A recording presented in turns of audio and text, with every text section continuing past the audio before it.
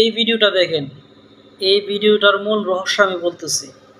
এই ভিডিওটার মধ্যে আপনারা যেই ব্যক্তিকে থাপ্পড় দিতে দেখছেন, ওই ব্যক্তিটা হচ্ছে আওয়ামী লীগের একজন সন্ত্রাসী। আর যাকে যে ব্যক্তি থাপ্পড় খেয়েছে সে হচ্ছে একজন বীর মুক্তিযোদ্ধা। 2022 সালের ভিডিও, যখন নাকি আওয়ামী লীগ সরকার ক্ষমতায় ছিল। ঠিক আছে? ওই মুক্তিযোদ্ধাকে আওয়ামী লীগের সন্ত্রাসী থাপ্পড় দিছিল। তখন কিন্তু আমাদের বাংলাদেশের কোনো মুক্তিযোদ্ধা প্রতিবাদ করে নাই। এই মুক্তিযোদ্ধাকে কেন থাপ্পড় দেওয়া হয়েছিল? সে বিনা ভোটের যে এমপি, ভোট ছাড়া যে সরকার, হ্যাঁ, এর বিরুদ্ধে দাঁড়াইছিল। এই জন্য এই মুক্তিযোদ্ধাকে থাপ্পড় খাইতে হয়েছে।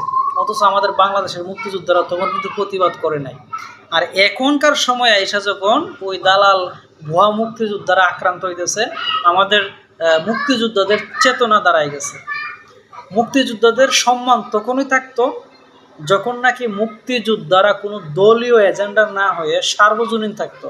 যখন থেকে মুক্তিযোদ্ধারা নিজেদেরকে দলীয় এজেন্ডার ভিতরে নিয়ে গেছে, তখন ওই মুক্তিযোদ্ধারা বিতর্কিত হতে শুরু করছে।